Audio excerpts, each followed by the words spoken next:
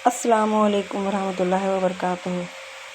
میرے پیارے عزیزوں، کیسے ہیں؟ آج بہت دنوں کے بعد میں یہ ایک لانگ ویڈیو بنا رہا ہوں۔ پلیز آپ لوگ ضرور دیکھیے گا، لائک کریے گا، سبسکرائب کریے گا اور شیئر ضرور کریے گا۔ اللہ حافظ، دعا میں یاد رکھنا، فی امان اللہ۔ میں نے بیٹی کی شادی کے لیے جو رقم جمع کر رکھی تھی وہ بیٹوں کے کہنے پر انہیں اٹھا کر دے دی۔ بیٹوں نے کہا وہ ان پیسوں سے کاروبار کر کے اپنی بہن کی شادی دھوم دھام سے کریں گے، لیکن بیٹوں نے بہن کی شادی نہ کی اور اپنی بیویوں کے کہنے پر میری کریانے کی دکان بھی کھا گئے۔ تب میں بیٹوں سے الگ ہو گیا۔ میری بیٹی بریانی بناتی اور میں ڈلیوری کرتا۔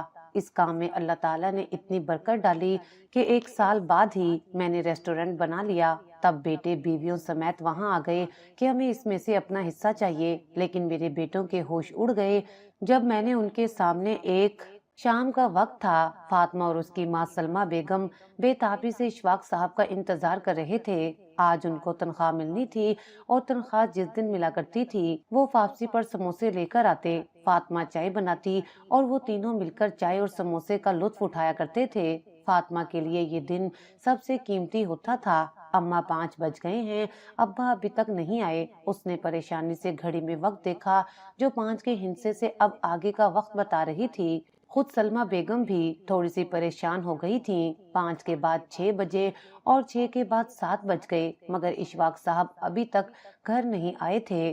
اب تو فاطمہ اور سلمہ بیگم کافی زیادہ پریشان ہو گئی تھیں۔ اشفاق صاحب کے پاس کوئی موبائل بھی نہیں تھا۔ تھک ہار کر فاطمہ گھر سے باہر نکلی اور 3 گھر چھوڑ کر اپنے بڑے بھائی کے گھر جا پہنچی۔ بھائی جان، ابا جان ابھی تک گھر نہیں آئے۔ فاطمہ نے فکر مندی سے بھائی سے کہا۔ وہ جو ٹی وی پر لگا ہوا تھا کوئی ڈرامہ دیکھ رہا تھا اور اس کی بیوی کچن میں مچھلی فرائی کر رہی تھی۔ بیزاری سے بولا، آ جائیں گے ابھی، انہوں نے کون سا کوکاف جانا ہے، میرے موبائل میں بیلنس نہیں ورنہ میں فون کر لیتا۔ فاطمہ کو جواب مل چکا تھا۔ اس کے گھر کے ساتھ ہی چھوٹے بھائی کا گھر تھا۔ فاطمہ نے سوچا ایک بار وہاں بھی پوچھ لے، لیکن اس سے پہلے کہ وہ چھوٹے بھائی کے گھر میں جاتی اسے گلی کے آخری کونے سے اشفاق صاحب گھر آتے ہوئے دکھائی دیے۔ اسے ایک سکون بھرا سانس آیا۔ وہ خاموشی سے واپس اپنے گھر آ گئی۔ ابا آ رہے ہیں، اس نے ماں کو اطلاع دی اور اندر کمرے میں چلی گئی۔ تھوڑی دیر بعد اشفاق صاحب گھر آ گئے تھے مگر خلاف معمول ان کا چہرہ بجھا ہوا تھا اور ماتھے پر پریشانی بھری شکنیں نظر آ رہی تھیں۔ کیا بات ہے، آج آپ کچھ چپ چپ سے ہیں اور پریشان بھی، سب خیریت تو ہے؟ آج اتنی دیر بھی لگا دی۔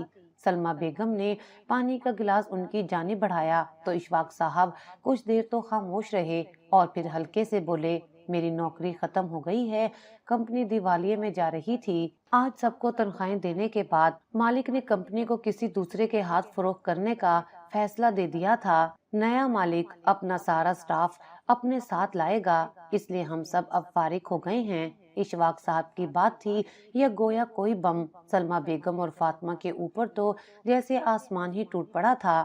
گھر کے تمام اخراجات اشفاق صاحب کی معمولی سی تنخواہ میں ہی بڑی مشکل سے پورا ہوا کرتے تھے۔ اب اگر وہ تنخواہ بھی نہ آئی تو انہیں تو کھانے پینے کے بھی لالے پڑ سکتے تھے۔ لیکن اشفاق صاحب، ہم نے اگلے سال فاطمہ کی شادی کرنی ہے، آپ کو پتا ہے نا، جہاں اس کا رشتہ طے ہوا ہے وہ لوگ بار بار تاریخ پر تاریخ مانگ رہے ہیں، لیکن ہم نے صرف جہیز نہ ہونے کی وجہ سے انہیں ٹال رکھا ہے۔ اب کیا ہوگا؟ سلمہ بیگم نے پریشانی سے کہا تھا۔ اشفاق صاحب کچھ دیر سوچتے رہے اور پھر بولے، فکر مت کرو، ہمیں نکالنے کے ساتھ ہی کمپنی نے چند لاکھ روپے ہر ملازم کو دیے ہیں، مجھے بھی 3 لاکھ روپے ملے ہیں۔ اس 3 لاکھ روپے میں سے میں کوئی دکان ڈال لیتا ہوں جس کی آمدنی سے گھر بھی چلتا رہے گا اور میں فاطمہ کا جہیز بھی بنا لوں گا۔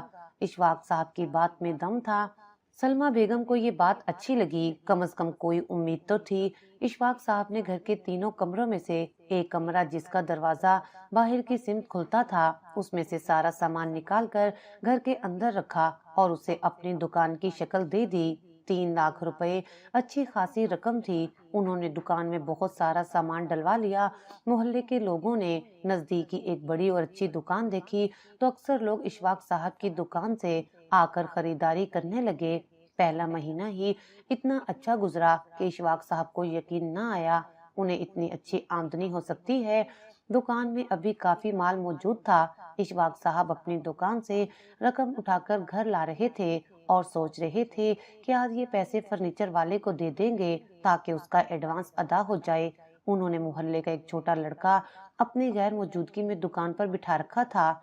जल्दी खाना दे दो सलमा बेगम, दुकान पर ग्राहकों का रश है, मुझे वहां जाना है। अभी वो खाना खा ही रहे थे कि अचानक दरवाजा बजा और हड़बड़ाता हुआ दुकान पर बैठने वाला छोटा सा लड़का घर में दाखिल हुआ।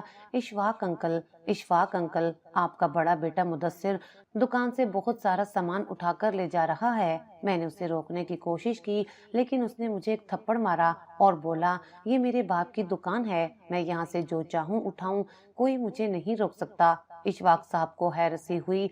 दोनों शादीशुदा बेटों ने पलटकर कभी उनकी खबर तो ना ली थी।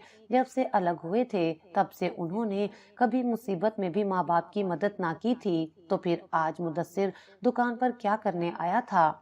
जल्दी जल्दी खाना खत्म करके इशफाक साहब अपनी दुकान पर पहुंचे तो उनके कदमों तले से जमीन निकल गई, क्योंकि वो दुकान जहां अच्छा खासा माल मौजूद था वो किसी बंजर जमीन का मंजर पेश कर रही थी। चीनी के बोरे खाली हो चुके थे, आटा जितना था वो सबका सब मुदस्सिर अपने घर ले जा चुका था। दालें मिसाले यहाँ तक के शैम्पू और टूथपेस्ट के भी कई कई डब्बे मुदस्सिर अपने घर ले गया था। इशफाक साहब को सख्त गुस्सा आया। उन्होंने उसी वक्त दुकान बंद की और सीधा अपने बेटे मुदस्सिर के घर जा पहुंचे। वहां जाते ही उन्हें हैरत का शदीद झटका लगा। दुकान से लाया हुआ सारा सामान चारपाई पर ढेर था। वो उनके घर के महीने के राशन से कहीं ज्यादा का सामान था। ये सब क्या है मुदस्सिर? तुम मेरी दुकान से सामान उठाकर क्यों लाए हो? तुम्हें पता तो है कि मैं उस दुकान से बड़ी मुश्किल से पैसे कमाकर फातिमा का जहेज बना रहा हूँ। इशफाक साहब ने सख्त लहजे में कहा। मुदस्सिर मुस्कुराता हुआ चारपाई से उठा।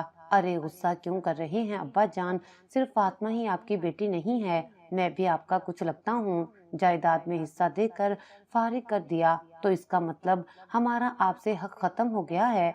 नहीं, ऐसा नहीं है। मेरे पास राशन खरीदने के पैसे कम पड़ रहे थे, इसलिए मैं आपकी दुकान से सामान उठा लाया हूँ और अगले महीने भी आऊंगा, क्योंकि जब मेरे बाप की दुकान है तो मैं क्यों गैरों की दुकान से सामान लूं?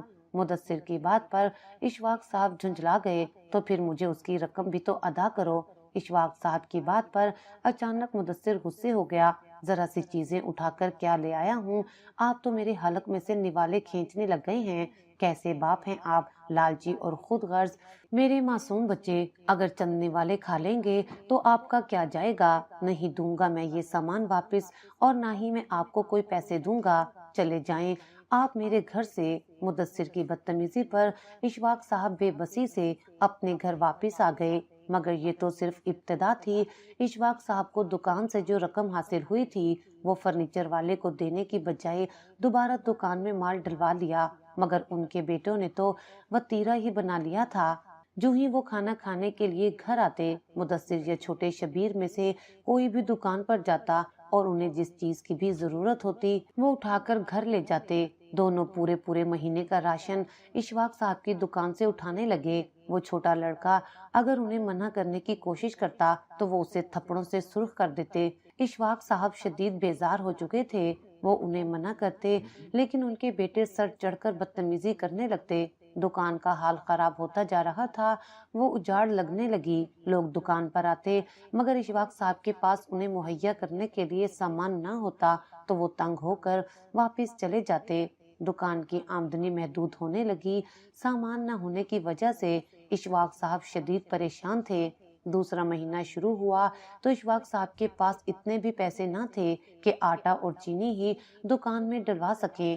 तंग आकर वो अपने बेटों के पास चले गए। मुझे कुछ रकम दो, मुझे दुकान में सामान डलवाना है, वरना मेरी दुकान ठप हो जाएगी और मैं ऐसा नहीं चाहता। उन्होंने पहले छोटे शबीर से कहा। उसने उसी महीने अपनी मोटरसाइकिल छोड़कर एक गाड़ी खरीदी थी। वो बेजार शक्ल बनाने लगा। अब आपको पता तो है मैं मामूली सी सरकारी नौकरी करता हूँ। अब मेरे पास इतने पैसे कहाँ से आए कि मैं आपको दुकान में डलवाने के लिए लाखों की रकम मुहैया करूं। माँ बाप सारी उम्र बच्चों को देते हैं, लेकिन आपका अलग हिसाब है। आप तो और थोड़े दिन के बाद दरवाजा पीट कर मांगने चले आते हैं। मेरे पास कोई पैसे नहीं हैं। वो बदतमीजी से कहकर घर से बाहर निकलता चला गया। इशफाक साहब का जी चाहा वो फूट फूट कर रो दे। ऐसे नाफरमान बेटे थे जिन्हें इतना भी एहसास ना था कि उनके घर में जवान कवारी बहन है जिसकी शादी वक्त पर करना जरूरी है। इशफाक साहब दोनों बेटों से मायूस होकर अपना सा मुंह लेकर घर वापस आ गए। दुकान खाली थी। चंद रोज बाद वो मुकम्मल तौर पर बंद हो गई। इशफाक साहब के पास रोजमर्रा के खर्चात के लिए भी रकम ना बची थी। इशफाक साहब परेशान से परेशान तर होते जा रहे थे, लेकिन अभी उनकी आजमाइश मजीद बाकी थी। उस रोज शाम के वक्त फातिमा का होने वाला ससुराल आन पहुंचा। अरे सलमा, कब तक इंतजार करवाओगी? मेरी बूढ़ी हड्डियों में अब दम नहीं है कि मैं पूरे घर के कामकाज करूं। जल्दी से फातिमा को ब्याह कर मुझे दे दो ताकि मैं तो सुकून से बैठकर खाना खा सकूं। फातिमा की होने वाली सास नखुवत से कहती हुई चारपाई पर बैठ गई थी। सलमा बेगम भी शर्मिंदा सा होने लगी। जहेज की जो लिस्ट आपने दी थी, अगर आप उसके मुताबिक सामान ना मांगे तो हम कल ही फातिमा की शादी कर दें, लेकिन जहेज का सामान बनाने में काफी वक्त लगता है, इसलिए ही तो हमने वक्त मांगा है। सलमा बेगम ने कहा तो सास यकदम जैसे उछल पड़ी। हाय, तुमने अभी तक जहेज नहीं बनाया? चंद महीने पहले जब मैं आई थी तो तुमने कहा था बस 2-3 महीने में ही हम फर्नीचर और सारे इलेक्ट्रॉनिक्स खरीद लेंगे। तुम तो अभी तक हाथ पर हाथ धरे बैठी हो।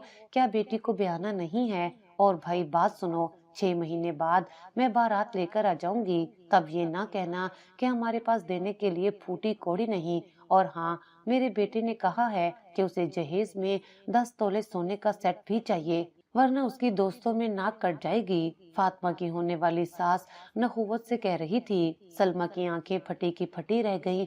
10 तोले सोने का सेट! पहले ही घर में रोटी के लाले पड़े थे, ऐसे में फातिमा का जहेज तो किसी सूली की तरह उनके सर पर लटका हुआ था। मगर सलमा ना चाहते हुए भी हामी भर बैठी थी। लड़का अच्छी कंपनी में मुलाजमत करता था, उसकी अपनी गाड़ी थी, छोटी सी फैमिली थी। सलमा को लगता था कि फातिमा यहाँ पर खुश रहेगी। उसने जैसे तैसे करके फातिमा की सास को राजी करके भेज दिया कि 6 महीने बाद वो लोग शादी की तारीख दे देंगे। लेकिन अब वो और इशफाक साहब हद से ज्यादा परेशान हो चुके थे। अब्बा खाना खा ले। फातिमा ने बिरयानी से भरा ट्रे इशफाक साहब के सामने रखा तो वो चौंक गया। गोश्त कहाँ से आया? घर में तो सब्जी लाने के पैसे नहीं थे।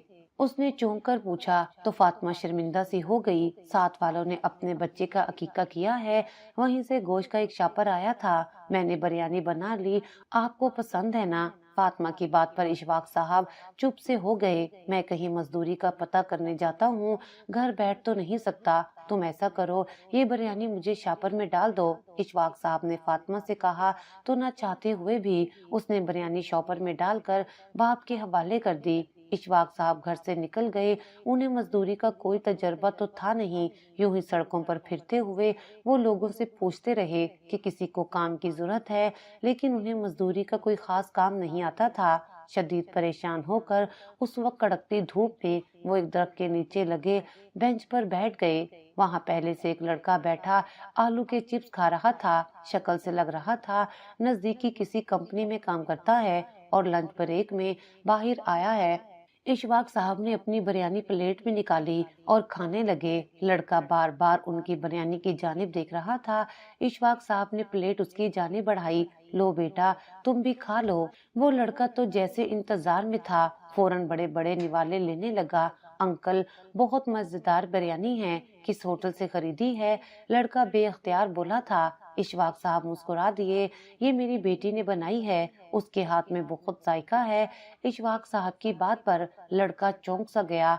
इतनी अच्छे जायकेदार बिरयानी, ये बिरयानी आप फरोख्त क्यों नहीं करते? इस इलाके में बहुत सी कंपनियां हैं जहां दोपहर को लड़कों को खाना खाना होता है, लेकिन आसपास के होटल और रेस्टोरेंट इतने महंगे हैं कि हम लोग तनख्वाहों में से दोपहर का खाना खरीद नहीं पाते। मजबूरन या तो घर से खाना लाते हैं या इसी तरह चिप्स वगैरह खाकर गुजारा करते हैं। अगर आप थैलियों में इस तरह की बिरयानी लाकर कम पैसों में सबको फरोख्त करें तो हमारा भी भला हो जाएगा और आपको भी पैसे मिल जाएंगे। लड़का जल्दी जल्दी खाना खाते हुए आम से अंदाज में बता रहा था, मगर इशफाक साहब चौंक गए। लड़के का आइडिया तो अच्छा था, बिरयानी खत्म हो चुकी थी। लड़का उठकर चला गया। اشفاق صاحب کو ایک نئی تحریک مل گئی تھی۔ وہ پختہ ارادے کے ساتھ گھر واپس آ گئے۔ اگلے دن انہوں نے اپنے ایک دوست سے قرض لے کر فاطمہ کو گوشت لا کر دیا۔ فاطمہ تو کھانا بنانے میں ویسے ہی ماہر تھی، اس نے جلدی سے کئی کلو بریانی بنا ڈالی۔ اشفاق صاحب کو پوری امید تھی کہ ان کی یہ بریانی بک جائے گی، اور ایسا ہی ہوا۔ وہ ایک بڑے سے شاپر میں بریانی کے چھوٹے چھوٹے سے پیکٹ بنا کر ڈال کر اسی علاقے میں لے کر گئے۔ وہ لڑکا انہیں اسی درخت کے نیچے مل گیا۔ وہ مسکرا رہا تھا۔ اشفاق صاحب نے کم پیسوں کے عوض ایک ایک بریانی کا شاپر کئی لڑکوں میں تقسیم کر دیا۔ وہ لڑکا بھی اپنے ساتھ اپنے دوستوں کو لایا تھا۔ تھوڑی ہی دیر میں بریانی کے سارے شاپر فروخت ہو چکے تھے، مگر مزید لوگ اشفاق صاحب سے بریانی کی ڈیمانڈ کر رہے تھے۔ اشفاق صاحب کو بہت خوشی ہوئی۔ ایک دن میں انہیں اچھی خاصی آمدنی ہو گئی تھی۔ اگلے دن پھر انہوں نے اسی طرح کیا۔ چند دن گزرے تو اشفاق صاحب کی دھوم پورے علاقے میں مچ گئی، جہاں چھوٹے بڑے سارے ورکرز ہی لنچ بریک میں ان کی بریانی کا انتظار کرتے رہتے۔ اشفاق صاحب خود تو بوڑھے تھے، وہ اتنی بھاگ دوڑ نہیں کر سکتے تھے۔ تھک ہار کر انہوں نے ایک چھوٹا سا لڑکا اپنے پاس ملازم رکھ لیا، جو دوپہر کے وقت ایک تھیلے میں بریانی کے شاپر وہاں لے جاتا اور سارے لڑکوں میں تقسیم کر کے پیسے لا کر اشفاق صاحب کو دے دیتا۔ آمدنی اشفاق صاحب کی سوچ سے کئی زیادہ تھی۔ فاطمہ بھی بے حد خوش تھی کہ وہ باپ کی کمائی میں اس کا ساتھ دے رہی ہے۔ ابا، میں نے پرسوں نفیسہ کو دیکھا تھا، اس نے فون پر کھانے کا آرڈر دیا اور تھوڑی دیر بعد ایک لڑکا موٹر سائیکل پر کھانا لے کر آ گیا تھا۔ میں نے پوچھا تو اس نے بتایا اس طرح کھانا ہوم ڈیلیور کرتے ہیں، آپ بھی ایسا کوئی سسٹم کر لیں۔ بیٹی کی بات پر اشفاق صاحب نے اس سے سارے طریقے کار کا پتہ کروا لیا اور انہیں حیرت ہوئی۔ طریقہ تو بہت آسان تھا۔ اب فاطمہ مزید کئی چیزیں پکانے لگی تھی، سلمہ بیگم بھی اس کا ساتھ دیتی۔ سارا دن ہی وہ دونوں مصروف رہتی، لیکن شام تک ان کے پاس اتنے پیسے اکٹھے ہو جاتے کہ وہ سب حیران ہوتے۔ آدھی رات تک بھی ان کے پاس مختلف آرڈرز آتے رہتے، یہاں تک کہ اشفاق صاحب کو کہنا پڑتا کہ اب ان کا کچن بند ہو چکا ہے۔ دن ہفتوں میں بدلنے لگے اور ہفتے مہینوں میں۔ اشفاق صاحب نے اتنے پیسے کبھی اپنی نوکری سے نہ کمائے تھے جتنے انہیں یہ کھانا فروخت کر کے پیسے ملنے لگے تھے۔ وہ لاکھوں کے مالک بن گئے۔ جدید طرز کے کھانے پکانے کے آلات انہوں نے گھر میں جمع کر لیے تھے۔ فاطمہ کا جہیز بھی آدھے سے زیادہ بن چکا تھا، مگر فاطمہ مطمئن نہیں تھی۔ ابا، اگر میں چلی گئی تو آپ دونوں پھر سڑک پر آ جائیں گے، ایک ایک روٹی کے نوالے کو ترسیں گے۔ کیا اس سے بہتر نہیں ہے کہ ہم اس کھانے پکانے کے کام کو اچھے کاروبار کی شکل دے دیں؟ فاطمہ کی بات پر اشفاق صاحب سوچ میں پڑ گئے۔ خود وہ بھی تو آج کل یہی سوچ رہے تھے۔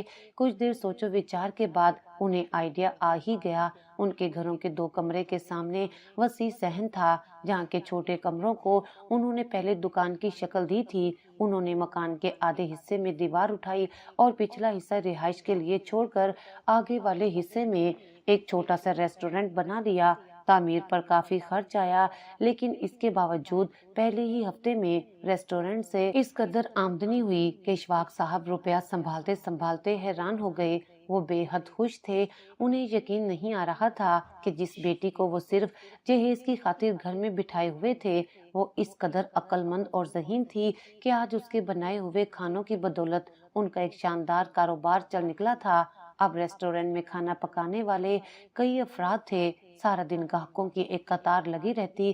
اشفاق صاحب نے باہر کرسیاں میزیں لگا کر لڑکوں کے بیٹھنے کا انتظام کر دیا تھا، جبکہ اندر کمروں میں ایک شاندار سا فیملی ہال بھی بنا دیا تھا۔ بیٹھے بٹھائے وہ ایک انتہائی مالدار انسان بن گئے تھے۔ گھر میں روپے پیسے کی ریل پیل ہونے لگی تو الگ گھروں میں رہتے بیٹوں کے منہ میں بھی پانی بھرنے لگا۔ وہ دونوں سر جوڑ کر بیٹھ گئے۔ ابا کے پاس صحیح مال جمع ہو گیا ہے۔ جب ابا کا اتنا اچھا بنایا کاروبار ہے تو ہمیں کیا ضرورت ہے چھوٹی موٹی نوکریاں کرنے کی؟ دونوں یہی سوچ رہے تھے، اور پھر آخر کار ایک روز بڑا مدثر اور چھوٹا شبیر دونوں ہی ریسٹورینٹ آ پہنچے۔ اس وقت ایک گاہک اپنے پچھلے پورے مہینے کے بل کی ادائیگی اشفاق صاحب کو کر رہا تھا۔ اس نے رقم دینے کے لیے اشفاق صاحب کی جانب بڑھائی، لیکن مدثر نے لپک کر وہ رقم تھام لی۔ ارے میں بھی ان کا بیٹا ہوں، اس کاروبار پر میرا بھی تو حصہ ہے۔ رقم بابا کو دینے کی بجائے آپ مجھے بھی دے سکتے ہیں۔ खुश इखलाक अंदाज में कहते हुए उसने पैसे लपेट कर अपनी जेब में डाल लिए। इशफाक साहब के माथे पर बल पड़ गए। छोटा शबीर भी होटल के मुलाजमीन से हाथ मिलाते हुए अपना तारुफ करवा रहा था। अब्बा जान, हमने फैसला कर लिया है, अब हम अपनी अपनी नौकरियों पर नहीं जाएंगे, बल्कि आपके साथ कारोबार में हाथ बटाएंगे, क्योंकि आप बूढ़े हो रहे हैं और इतना बड़ा कारोबार अकेले आप नहीं संभाल सकते। हमें आपकी फिक्र है।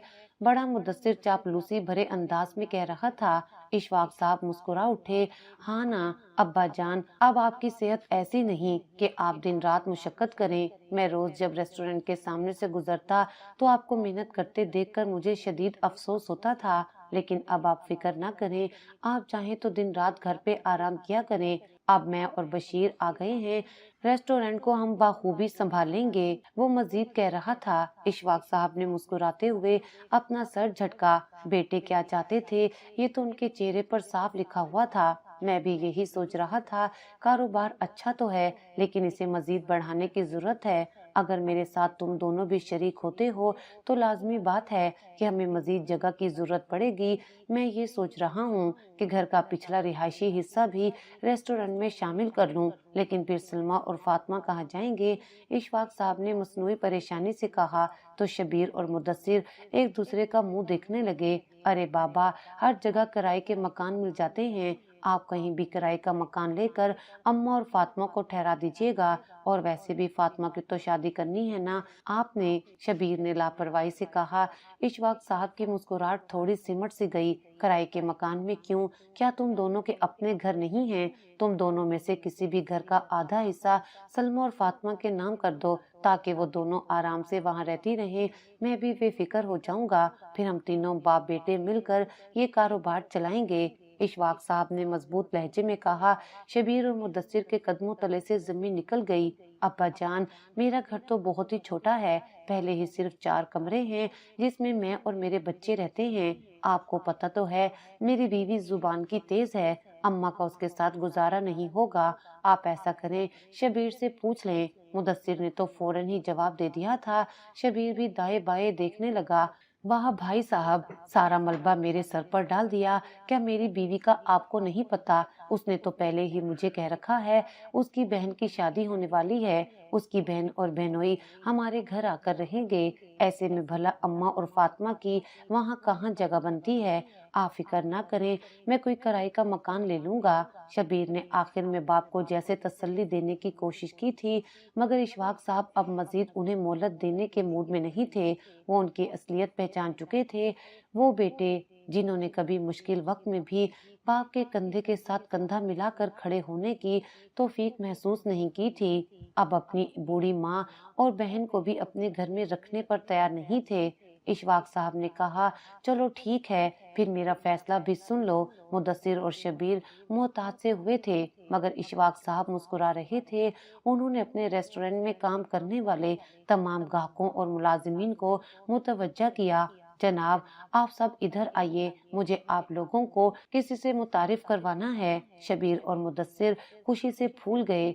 अब अब्बा बताएंगे कि इस कारोबार में हमारा भी हिस्सा है। लेकिन जब इशफाक साहब बोले तो शबीर और मुदस्सिर के कदमों तले से जमीन निकल गई, क्योंकि वो कह रहे थे ये दोनों मेरे सके बेटे हैं जिनको वालिदैन किसी बोझ की तरह लगते हैं। इन्होंने हमें सड़क पर लाने में कोई कसर नहीं छोड़ी, लेकिन अब जब मेरा छोटा सा कारोबार चल निकला है तो ये दोनों साहबजादे चाहते हैं कि मैं ये कारोबार इनके हवाले कर दूं और एक दफा फिर सड़क पर जाकर बैठ जाऊं। इसके बदले में ये मेरी बीवी और जवान बहन को भी अपने घर में रखने पर तैयार नहीं है।